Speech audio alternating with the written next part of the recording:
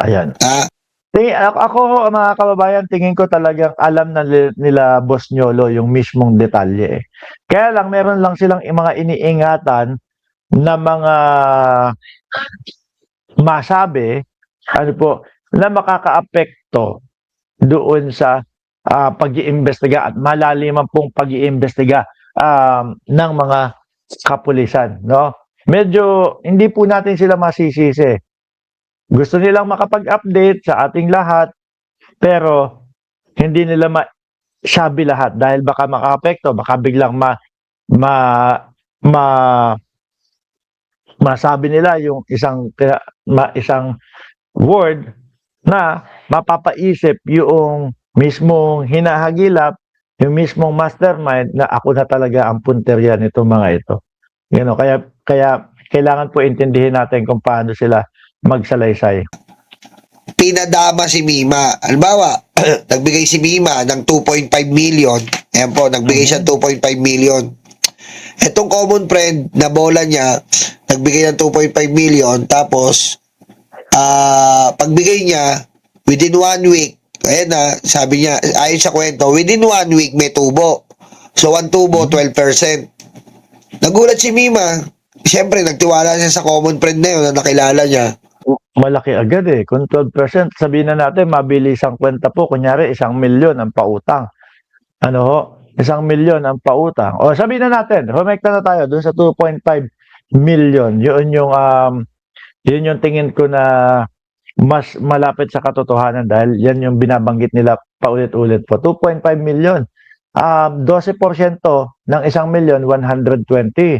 Dalawahin mo yan kasi 2,000,000, 240. Kalahatiin mo yung 1 million, magiging 500,000, 60. Ibig sabihin, 240 plus 60. Eh di 300,000 agad yung tubo ni Mima Alicia sa loob ng 1 linggo lang. Eh hindi mo naman po masisisi yung bata, mga kababayan. Bakit po? Talagang ano eh. Ayan, yan ho, kada nakakausap ko, no? Talagang mararamdaman mo sa kanya yung porsige niya na maiahon, maibangon yung kanyang pamilya o ayaw niya nang bumalik sa sitwasyon na ganun po. Kaya lang, medyo sinamang palad, eh, nalaglag ho sa ganyang sa ganyang modus. At yung common friend niya na yun, mag-asawa eh. So itong mag-asawa na to, mga kababayan, mga karayuma, ay nakilala ni Mima, kumuha sila. Pagkuha po nila, parang, alam niyo po yon, yung parang kay Excel. Alam niyo yung si Excel? Ganon. Yung parang kay Excel. Ganon. Nagbigay si Mima, tapos, unang-una, nagbigay siya 2.5. Nagbigay, papadamahin, gulat yung bata, hindi, magsisimula yan sa maliliit lang po, mga bossing, no? Kasi 100,000, no? 100,000 muna. Tubo, 12,000 sa 1 linggo. Aba, instant yung yung 12,000 sa 1 linggo lang. Uulit-ulitin, mga dalawa, mga tatlo, medyo palaki. Yung loob naman nung inuutangan dahil mabilis magbayad at tapos yung pera na tinutubo nung kanya pinapautang, eh, mabilis din talagang, alam niyo yun, mabilis niya makuha. So ngayon, yun yung tinatawag ni Boss Niolo na padama. Padamahin mo muna na padamahin. Tapos, pagka punto na, hinog na, tiwalang-tiwala na sa kanila si Mima, mga bossing, tsaka na nila ibabagsak yung the big one. No? The big one, parang kilala ko yung mga nagsasabing the big one, paulit-ulit, the big one. Hanggang ngayon, wala pa din, hindi pa din nagtatagumpay yung kanilang the big one mga bossing. Di ba? Pagka yung milyones na malaking pera na, ayun, bigla nang may problema na. Pagbigay yung 2.5, eto na. Lumipas sa 1 week, tutubo na. Pinadama si Mima. Binigyan siya ng tubo. Tontawa yung bata. Tontuwa yung bata. Tontuwa siya. Ayun po, isang angulo lang po Isang angulo itong tinitignan. Pak, tontuwa yung bata, pak. Tapos, eto na. Itong babae na common friend, Sandali, sabi ni Kuya G, no? Opinion lang po lahat ng comment ko. Get well soon po sabihin, no? Opo, ayan. Tinatanggap naman po natin lahat ng opinion dito. Sabi naman po ni Lolo Yul ng Miami, magandang umaga, Boss Mark. Pumunta ako sa Sogras kahapon, no? Pumunta ako sa Lacos. Baka doon kita makita. Malayo ho ako sa Sogras, no? Hindi po ako pupunta ngayon doon. kunyari, lumapit kay Mima uli.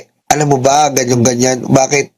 Sabi ni Mima, alam mo ba, hindi pa ako binibigyan ng pera ng jowa ko. Kasi silang dalawa lang eh. So, ang sabi, bakit? Sabi ni Mima, basta, pag umutang uli sa'yo, bigyan mo. Bigyan mo siya.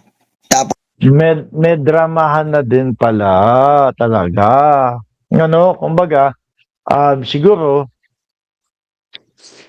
hindi lang nila ginawa kay Mima to. Baka merong mga ginawa na din tong mga ganito sa ibang mga tao. Kumbaga, yan yung kanilang modus. ako na bahala. Pag napautang mo, may reward ka sa akin. Tapos may tubo pa yun, di ba? 12%. Lumapit uli. Di syempre, si Mima naman, ako, may reward ako pagka napautang. Tapos medyo makatotohanan na wala pang binibigay pag binigyan. So, bukod sa reward, yung 12%, tapos mabilisan. Ano? Yung asawa, ng lalaki. Paglapit ng asawa ng lalaki, ano sabi?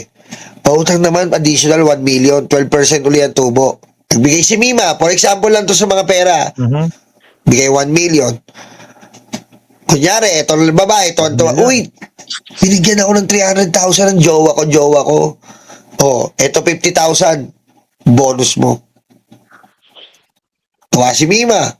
Kasi common friend po eh. Common friend. Kumbaga, parang kami nila Boss Mike, ganun po, common friend. Siyempre po, mga babayan, yung mga ganung bagay po, hindi mo na makakala eh. Matagal na sila, lumalabas-labas sila ng babae.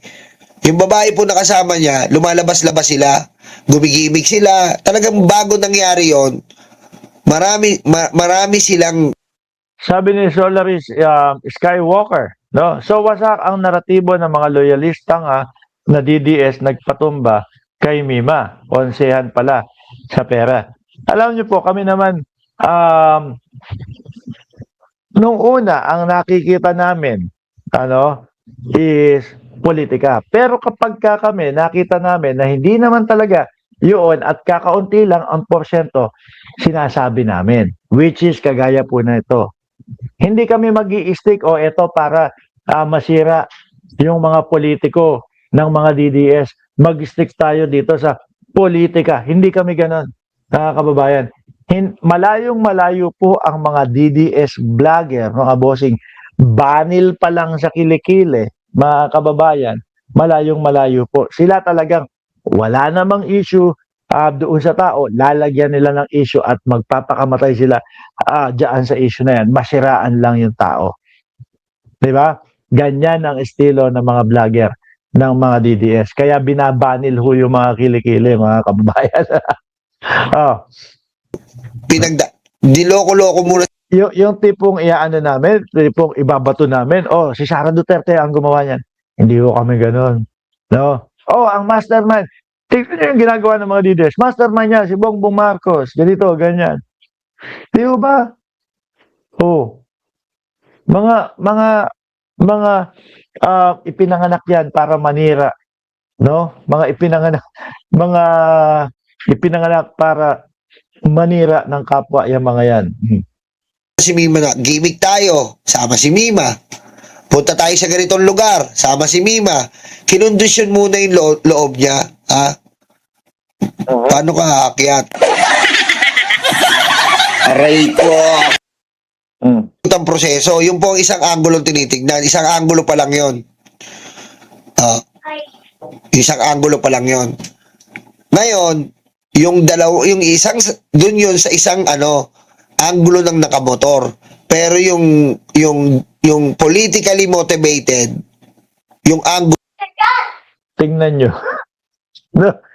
Ayan, may politically motivated pa.